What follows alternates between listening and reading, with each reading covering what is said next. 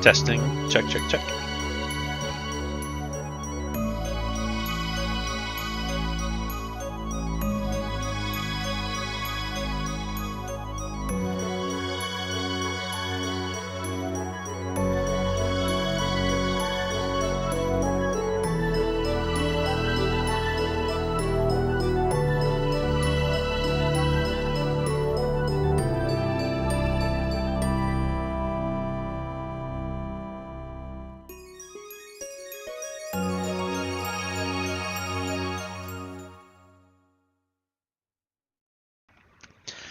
Alright, let's kick this thing off.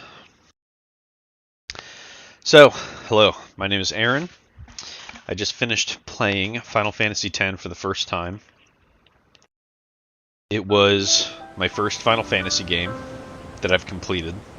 I played a bunch of 7 to where it gets to the open world, and I didn't finish.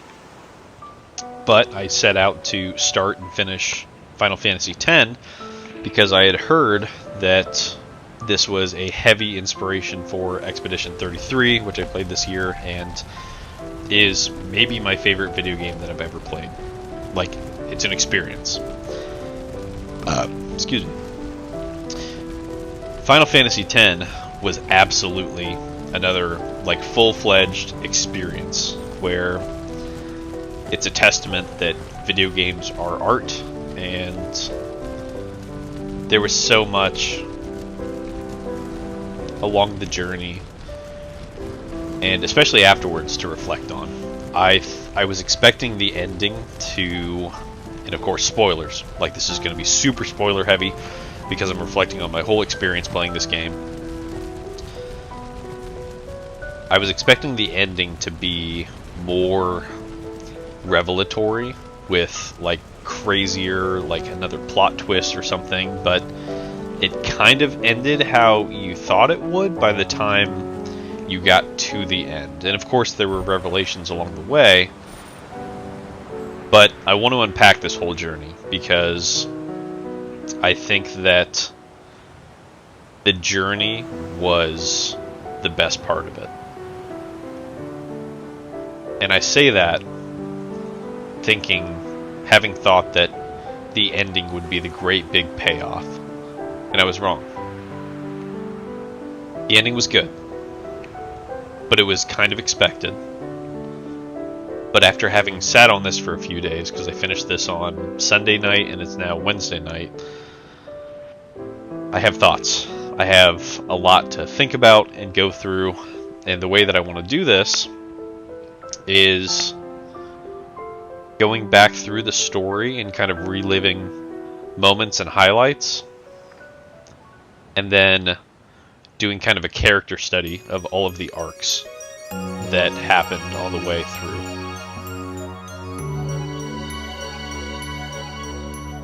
So yeah, we're going to look at the story and my experience, kind of like reliving it, looking through everything really quickly, and then unpack each of the character arcs, because most, if not all, of the characters started in one place and ended in another.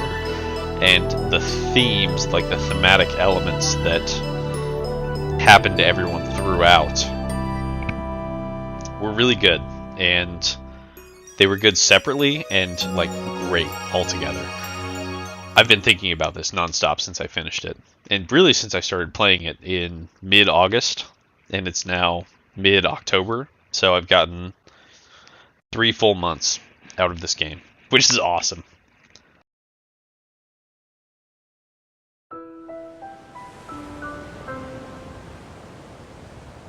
So, I don't usually play games like this, like really spread out, a couple hours at a time, and of course this one took me 65 hours to complete, which is great. But I think that added to it, that it felt like I was on this odyssey with the characters because I did a little bit at a time. And really this whole experience reminded me of reading one of those books in high school in English class and having to unpack the thematic elements and the character arcs and the subtext. And there's a lot of that here, and I think that's what makes it great. Like, I'm on the hunt for another story like this because Expedition 33 absolutely had it. And it did it better in the sense that it's modern and like 20 some years have passed and we've learned how to do things better. But I can absolutely see how this was like the progenitor or the foundation for like how to tell a quasi-adult but also kind of teenager story of coming to terms with themes in life and fighting with things that you can't control. And it didn't do all of it perfectly, but it did do a really good job. So let's just go ahead and get into it.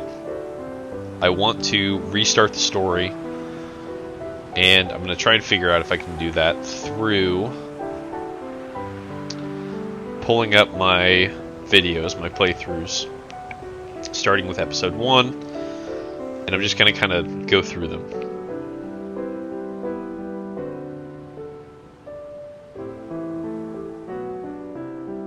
Beautiful song. The music in this game was great. Really, really great. I do this, and I click this.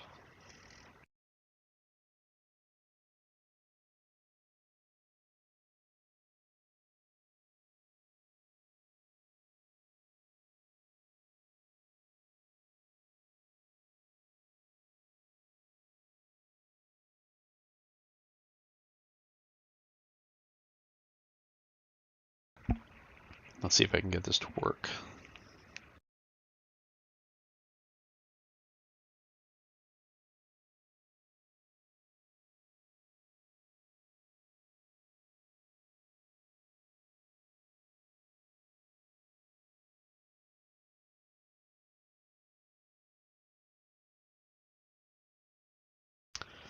This might not work the way I wanted it to.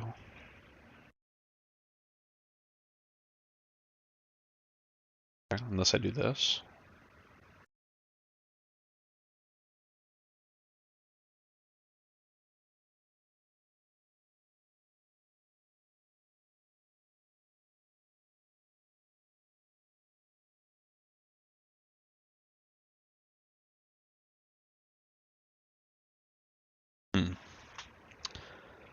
Okay.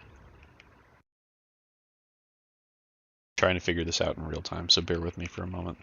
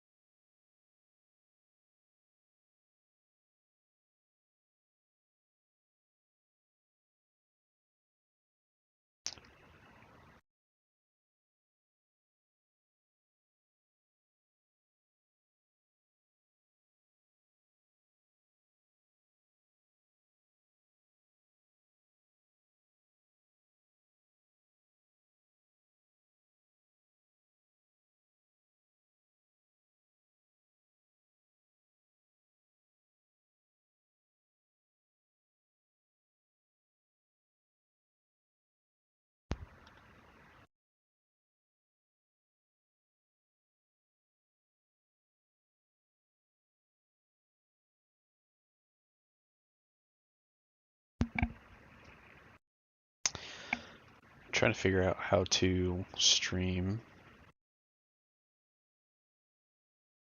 what I'm seeing on my monitor.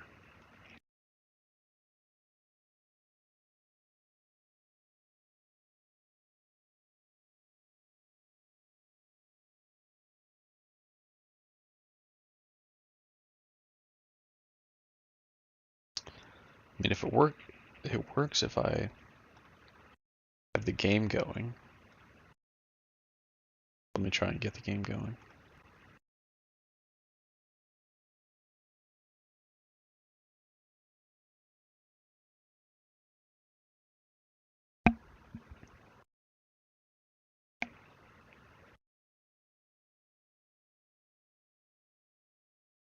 Okay, the game works. Then if I this, this.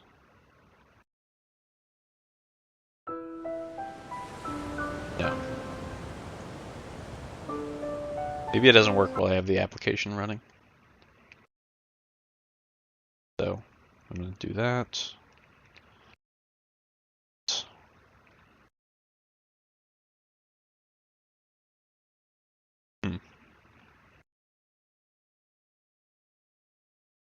Okay. Well, it appears as though I cannot get the...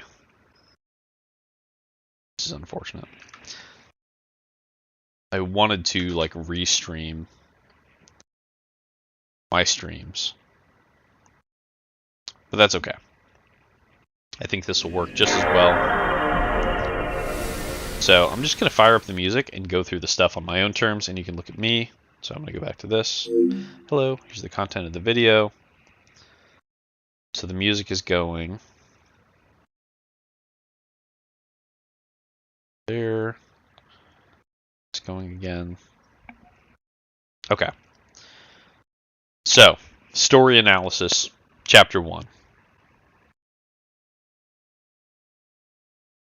The game opens with this scene showing everybody who you don't know, and they were all tired and resting and preparing for the next thing. And then you see Titus in Zanarkand, and he's a star blitzball player. And there's this monologue that happens as he's going to his match, talking about, I don't know who it is, but somebody like talking about their relationship with Jacked. And you see Titus gear up to play blitzball. It's awesome. And Jacked is on this like rooftop, and he like drinks from this jug, which I've heard that is a deliberate call out. And I've heard this game is full of these moments where like every like shot and edit is meaningful, and I love that. That's my favorite thing in a story, especially like visual representation of media,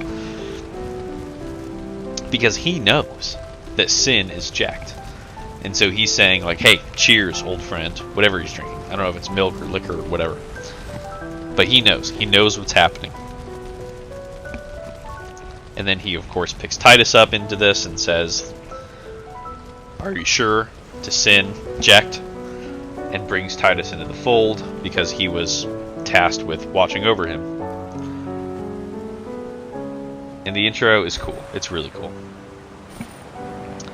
And then Titus finds himself in this mysterious ruinous land and fights a fish boss and gets picked up by who we find out is Riku.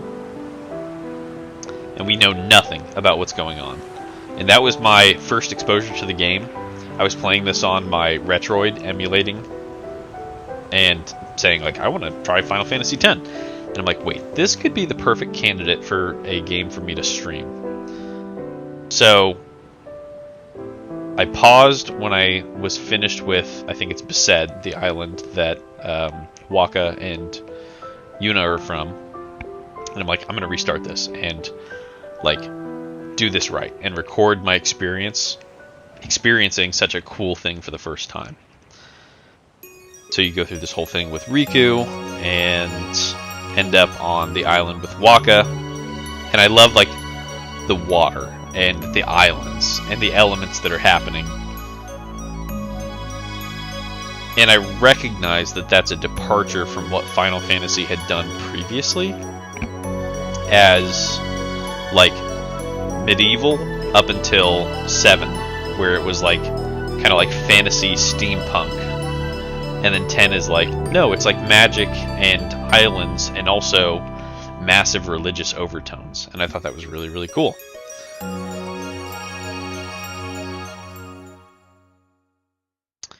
So then moving on to my second chapter, Besaid, and re-experiencing that. I wish I knew how to show the stream. I'm sorry that I don't. I'll get better at this. But now, picture, if you will, Titus at Besaid, starting this whole thing kind of proper, because that's really like where things like kind of start to pick up.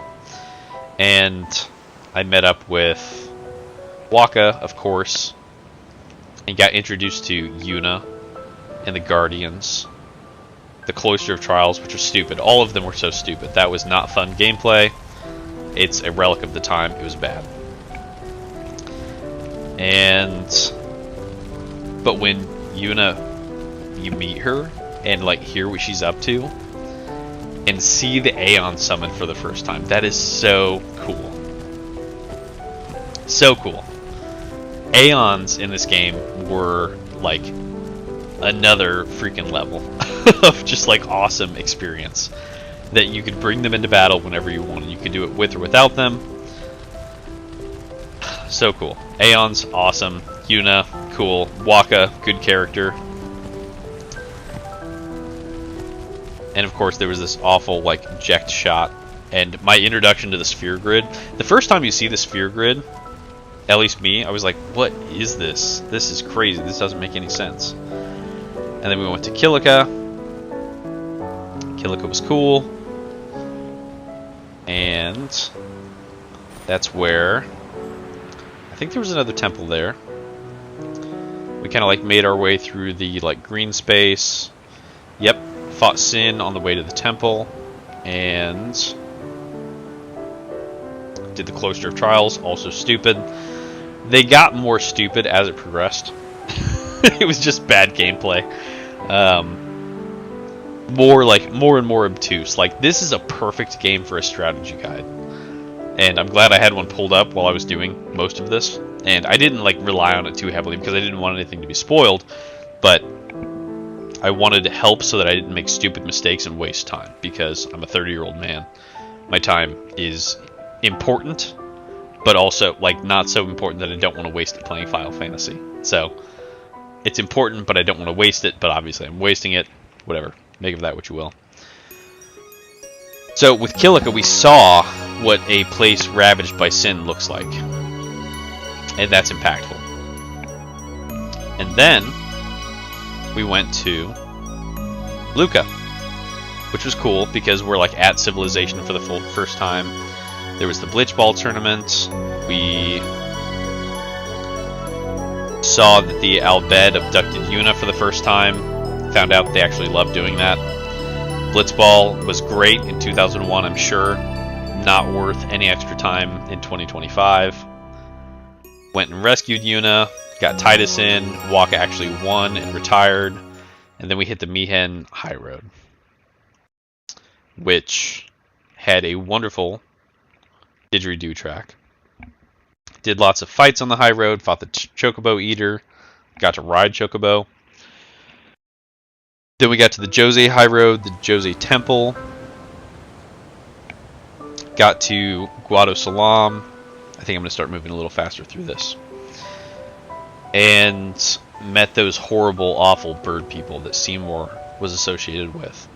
Actually, before we got to Guado Salam, Jose ended up leading to this big battle where the Crusaders, I think disciples of Yevon, were gearing up to fight Sin and lure him into this battlefield in collaboration with the Albed, which was like unthinkable because the Albed are, that we've heard of, they are like very like anti-religion, anti-Yevon, but we saw the Crusaders teaming up with them, and even Waka was like, Lord Seymour, like priest, Lord, Pope of like this world. This doesn't make any sense. And Seymour's like, oh, sometimes you like break the rules, you know? Haha, I'm Seymour. And Waka's like, I don't like that. And Oron said something to the effect of like, yeah, rules are all dumb, you know, if you think about it. Waka's like, I love rules. That doesn't make any sense.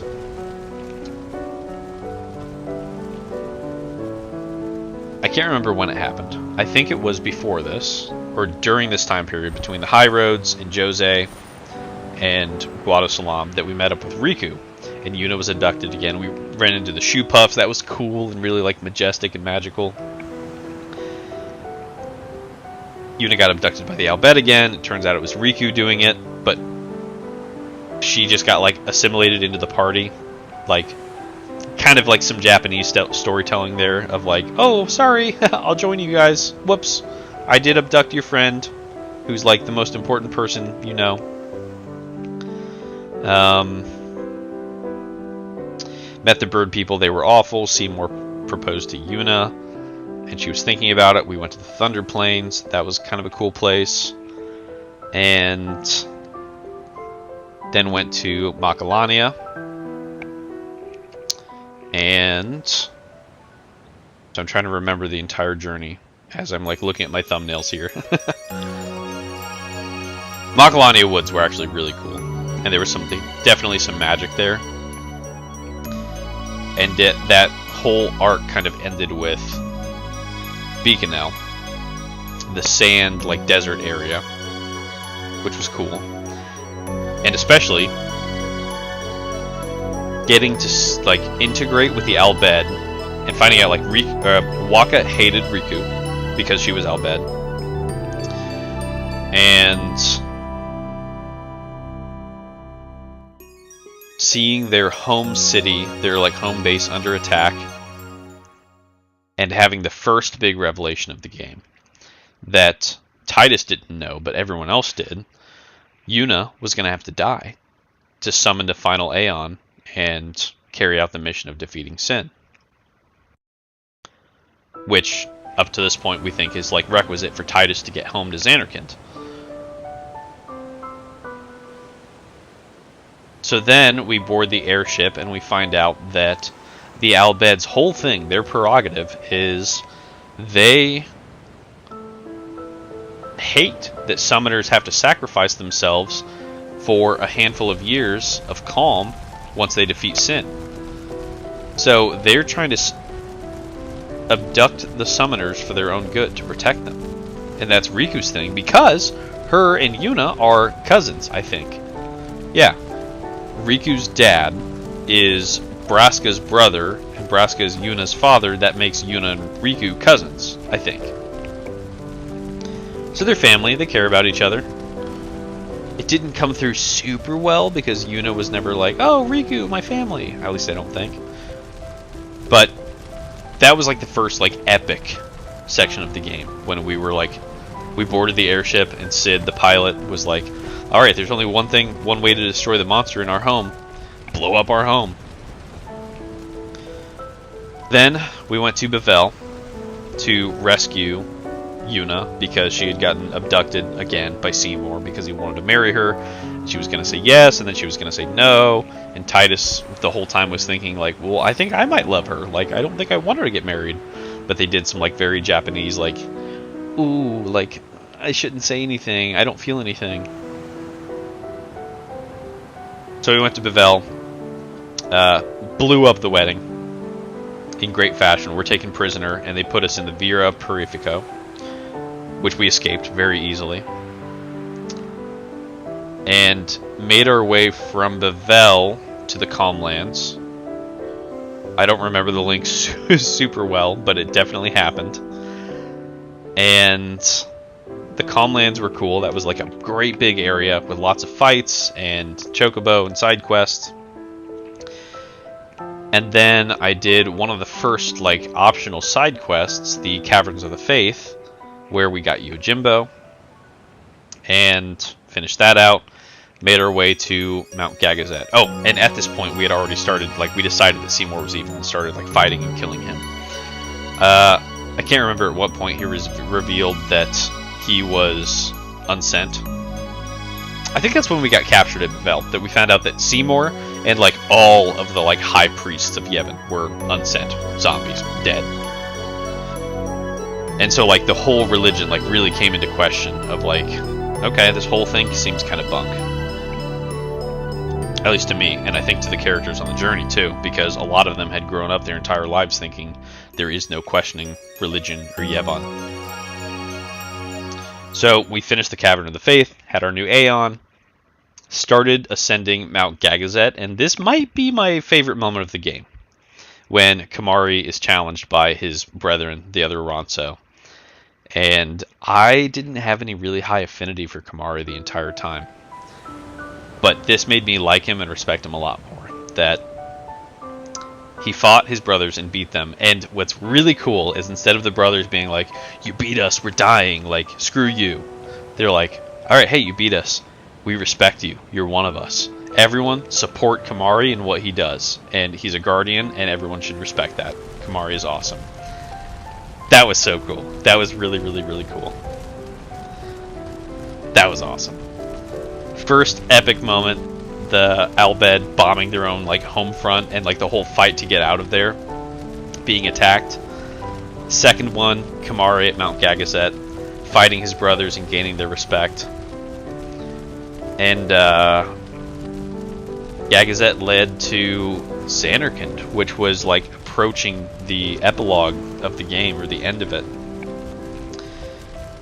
And then of course the music that's playing, we had this scene where it's the scene that plays at the very beginning of the video game, the first thing you would ever see, where all the characters who you don't know are looking like tired, but also like they know they have a job to do, and this music plays and it's so pensive and like powerful.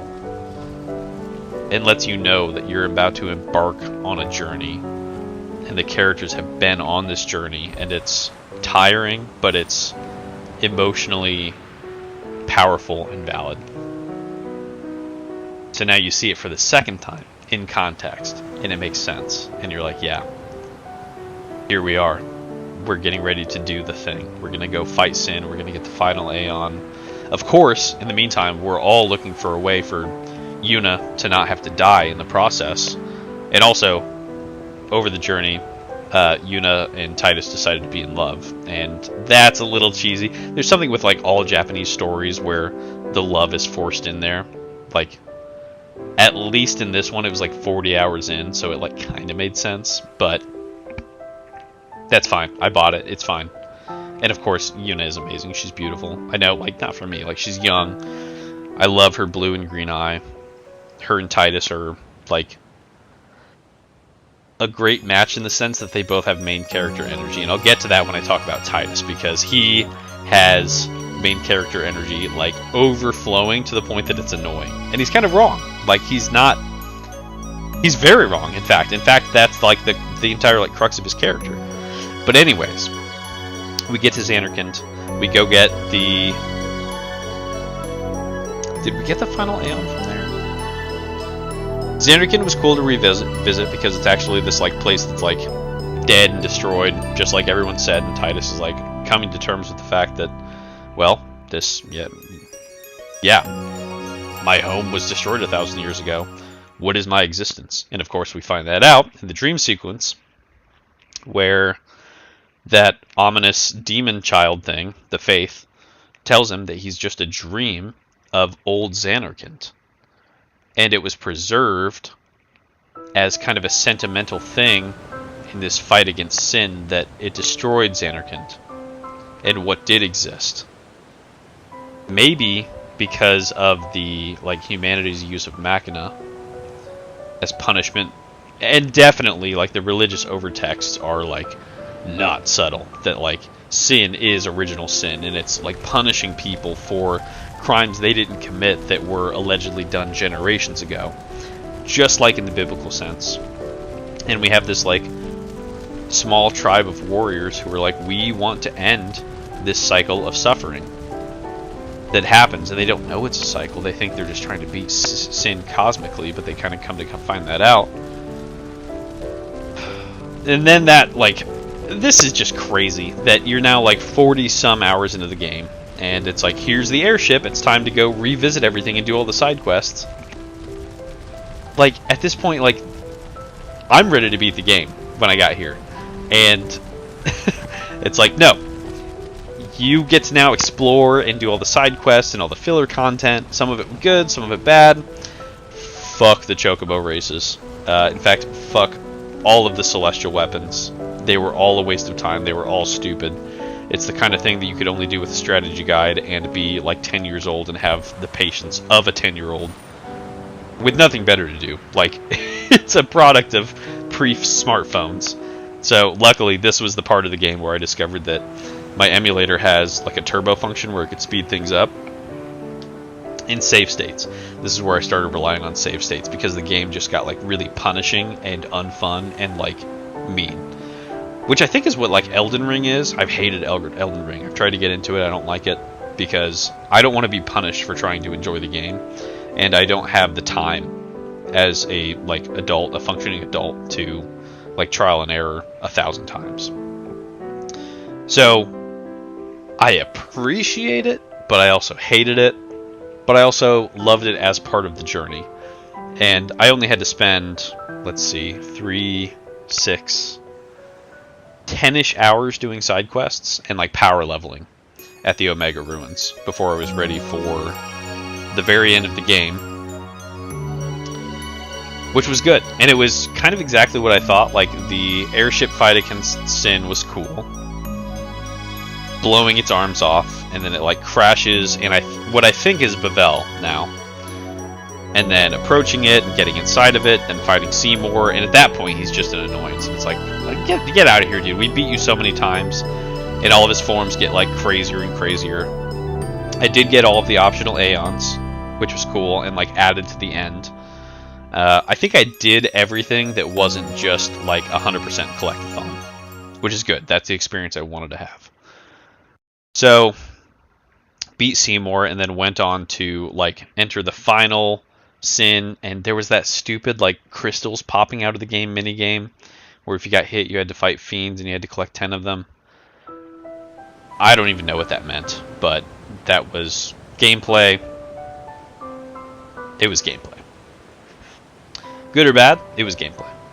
And then that started the final approach with confronting Jecht, Titus's dad, who he's hated forever this whole time. And Jecht is like, I'm a cool dude, I'm Jecht, I know you hate me. It is what it is, I had to sacrifice myself for the greater good, it's whatever. Pretty baller, pretty cool, and Titus is like, I hate you! And then after the fight, Titus is like, oh, Dad, I respect you, I get it, I understand what you did. You made a sacrifice, that's cool. And then, of course, you enter the fight with Yu Yevon and go through, piece by piece, all of the Aeons, because those are like tied to his magic. And that was really cool. Really cool. Like the same way that like summoning Aeons for the first time, and a lot of times after that, pretty much throughout the entire game, was really awesome.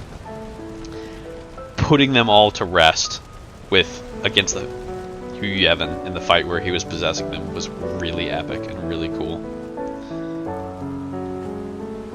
And then it's over, and then you beat it. You beat Yu Yevon, and the game starts to wrap up, and Titus fades away. Yuna survived because she didn't have to sacrifice herself to gain the final Aeon. But Titus does. When this whole thing was about like, I'm the main character, here's my story, listen to my story, this is my tale. And people kind of corrected him, were like, hey, it's not just you, we're all in this together, dog. And he's like, oh, maybe it's not just my story. So he goes away, disappears, because he was a dream that dies when the Faith have no more reason to keep dreaming old Zanarkand, because sin is defeated for good, which is awesome. And Yuna gives her speech, saying, like, there were sacrifices made, and the world is safe now.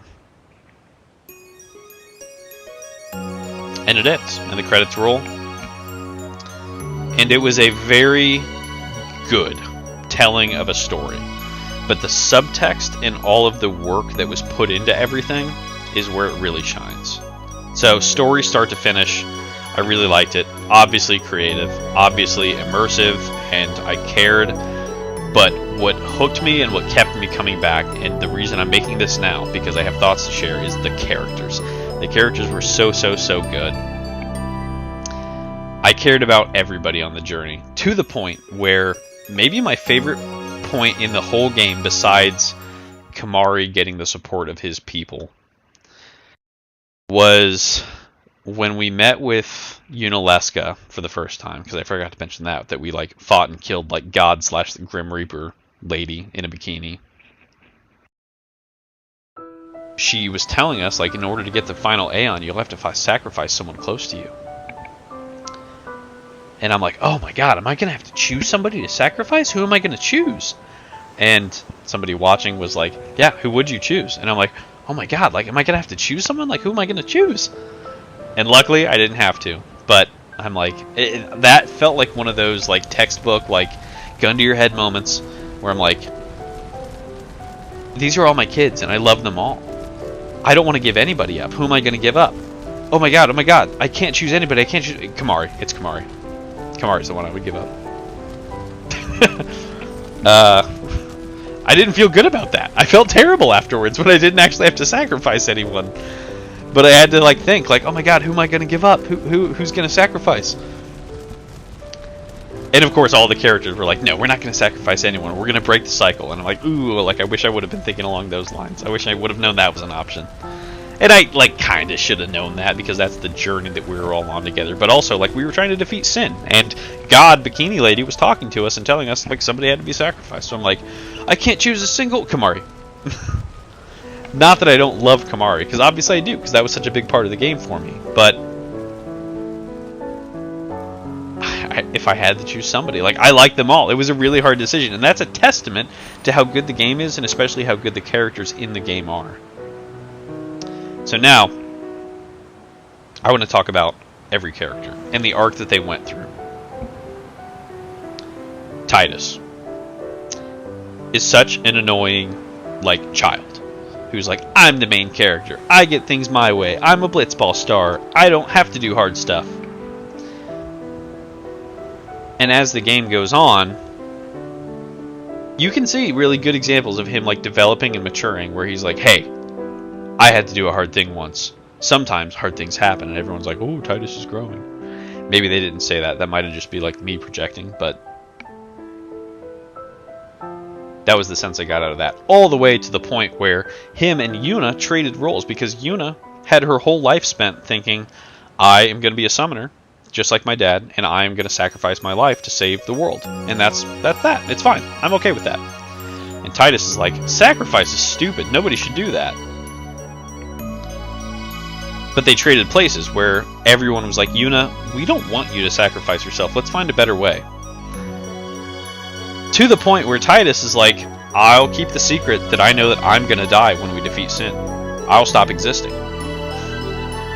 Because I'm just a preserved dream of the past, of a world that sin defeated 1,000 years ago, or destroyed 1,000 years ago. And so going into Yuna, obviously, like, Tidus, he sucks in the beginning. And then he sucks less at the end. And you're like, okay, this kid is kind of growing up. Yuna is amazing the whole time through. And I'll have to think about what kind of arc she had. Well, her arc was that she was like, duty, sacrifice myself, gotta do what I gotta do. But then she kind of saw how everybody was depending on her to not sacrifice herself and to find a way to succeed without having to do that. And she did. And everybody loved that. Wakka, really interesting character, really great character, where he was like, hey, we don't ask questions, buddy. We just follow the religion, and that's that. We play blitzball, and we do religion. And the teachings of Yevon. And he had his brother, who tragically died fighting sin. And I believe the brother was in a fling or engaged with Lu. And by the end of it, Wakka's like, okay, yeah, the religion was kind of dumb. Like, I might have to think for myself a little bit and, like, cherish my friends. Lulu, at the beginning, was very stoic. And, like, yeah, it is what it is. I'm a witch. We have to work together to escort Yuna to go kill herself to defeat the evil. And I'm trying to remember who it was that we were fighting, where she lost her cool for the first time, and it was really cool. Where it's like, oh, Lulu's kind of like, she's lost her cool, which you don't see from her ever. Like, it hasn't happened up until this point. And I mean, she was just kind of got on the same page as everyone else, I guess. So, I'll come back to that. Auron, so cool. The coolest guy.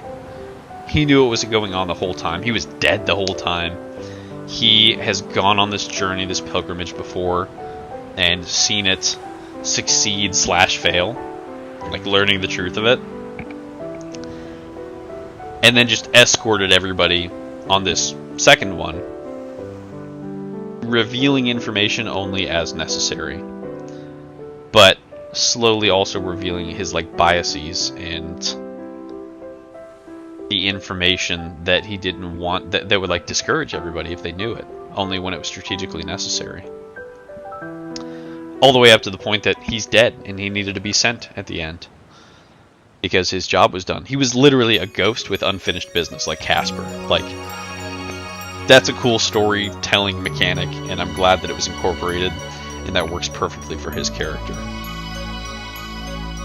Kamari was just a silent, cool cat dude, and then you learn more about him and like his like backstory with like being humiliated and having his horn broken off, but then Oron confronting Unalesca and like being on his like dying breaths and encountering Kamari, and he's like, I like the cut of your jib. You just seem like a really cool, silent, horn broken cat guy that I can trust. I'm gonna go watch over Titus with my zombie life. You keep watch over Yuna with your broken horn catman life, and that's our like mission. And Kamari's like, Kamari don't have purpose. Kamari like that. Kamari do that. And then he did, and he fucking killed it. He crushed it. He was an awesome guardian who never ever ever faltered. And then Riku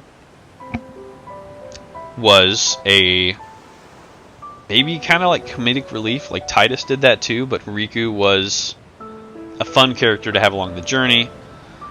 It was never really explained why her eyes were spirally. I guess that's an Al Bhed thing that just wasn't made really clear in the game, or I just missed, but she had skin in the game because, and this ties into the larger theme, that the Al Bhed, their entire like mantra was, we hate it when summoners try to sacrifice themselves to beat sin, because we know that it's temporary and we want to find a way to destroy sin without sacrificing summoners. Whereas the teachings of Yevon are like, just make summoners and sacrifice them, and we don't care, because we found out that they were all a bunch of undead, power hungry fucking like priest lords that were just like not in it for the right reasons. So at the same time, you have this huge religious overtone with sin, literally sin, like punishment for humanity's wrongdoing using Machina years ago. And then at the same time, like, religion is a big like goof, and it doesn't mean anything because all the like maesters are just power hungry monsters who actually don't have the best interest, have the worst interests of Spira at heart. And I think that's all the characters. I went through Titus, Yuna, Waka, Luna, Oron, Kamari, Riku. Yeah, I went through everybody. So off the top of my head, those are my thoughts. I'm going to go through, I took some notes. Okay, it's a pilgrimage tale, and that's really cool, because it's not just the entire story, it's not just point A to point B. It's a pilgrimage, which is like inherently a special, like, meaningful journey that Yuna was on and everyone else was on along the ride for. But they all had reasons and like things to learn and developments to undergo along the way, which is really cool. Of course, Spira is a place with a spiral of issues. Like, the issues keep reoccurring, and it's like a cycle. It's a cycle spiral of violence and issues and problems and things that need to be solved. And our heroes want to break that spiral to save Spira. Like, it's on the nose, but it's also brilliant subtext.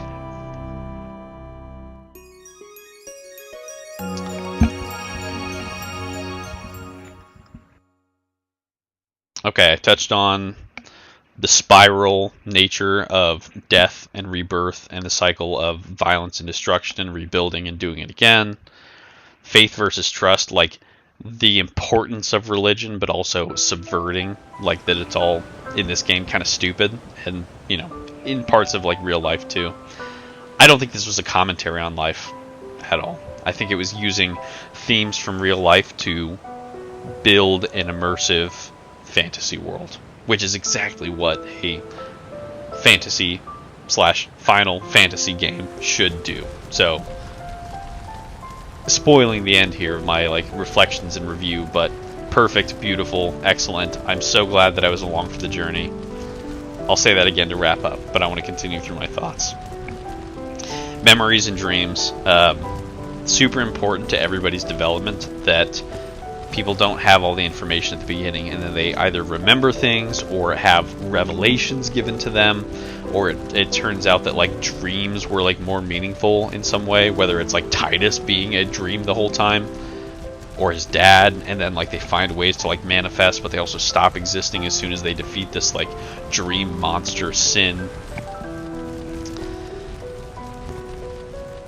Love, loss, and acceptance, grief, was a huge part of this.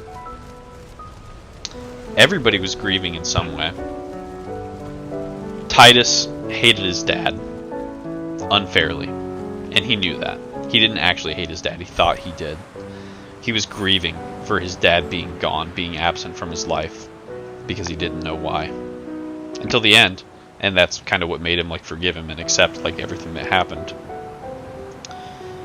Yuna was grieving for herself and Spira, because she hated to see people die and had to perform the sending act herself. Every character had to grieve. That was absolutely a 100% big theme of the game. Waka lost Chappu. Lulu lost Chappu. Kamari lost his family when he was outcast. Auron lost Braska and Jekt when he found out that their sacrifices were in vain. Riku lost her entire like home world and like lots of her like family and friends. Everybody lost something, and they were all like coming to terms with it in better and worse ways. I went through character arcs, all great. Really, really good.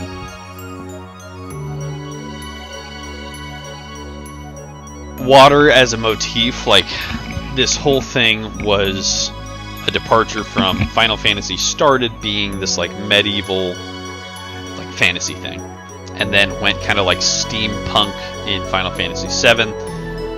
And I haven't played any of the other ones like extensively, but water was significant, and like obviously like a big part of like if they were trying to figure out like how do we like paint a picture for what Final Fantasy X is, it involves water and islands and like kind of like a tropical sense. And I think that has to do with like water being the foundation of like all of life. Like you can't have life on a planet without water. So water was so important, and we saw it being destroyed or the absence of it in like a push-pull relationship to the life that we're trying to preserve, fighting Sin and stopping its destruction again.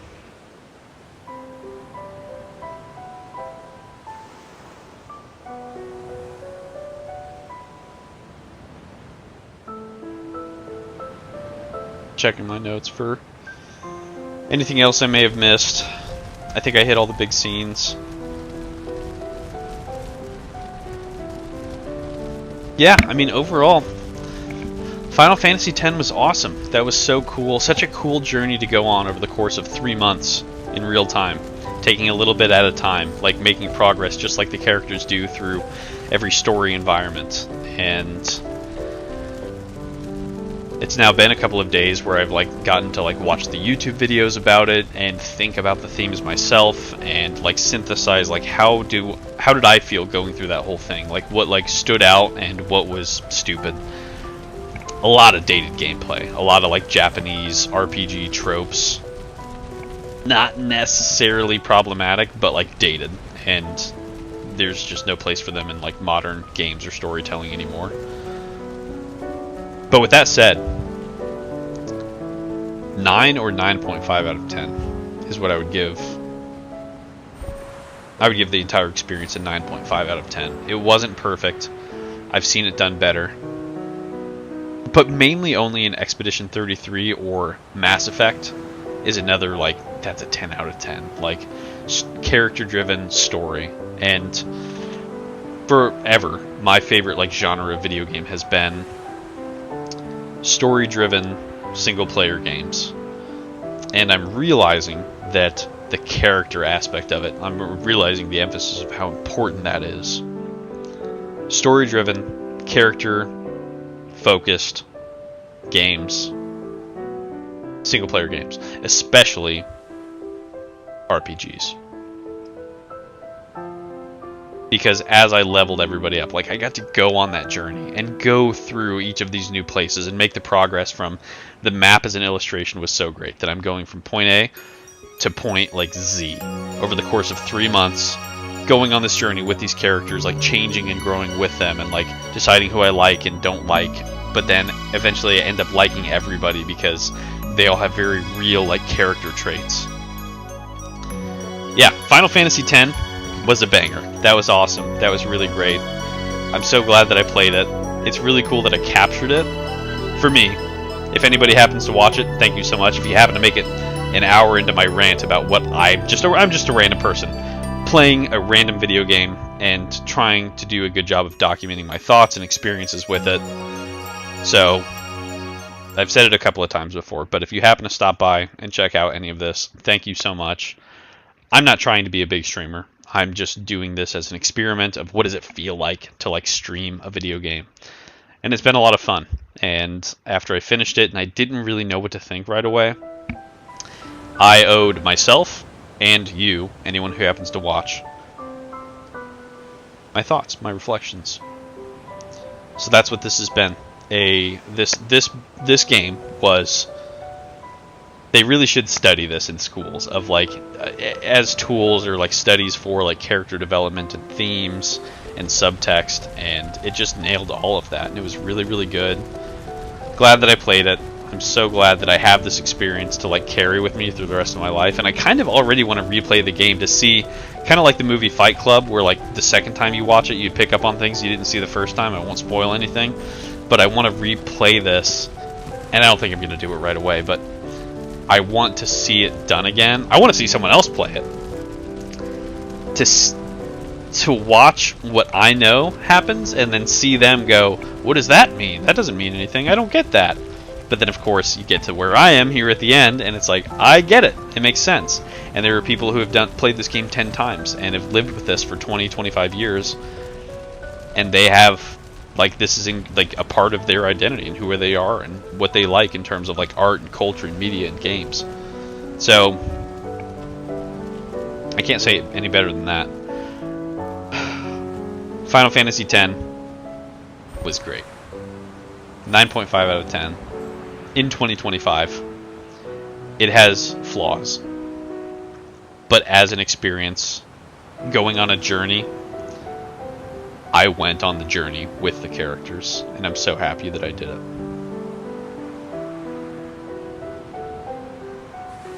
And that's all I got. So, again, if you happen to stop by and see this, I'm just a crazy person on the internet sharing my experience with a video game. Thank you, and I hope everything goes well, and if I start to play another game in the next couple of weeks, I'd love to see you're here for it. So, thanks so much. I'm Aaron. This was my experience, my recollection of my experience with Final Fantasy X. An awesome, awesome, awesome testament to the art form that is video games. And that's all I got. Thanks. Bye.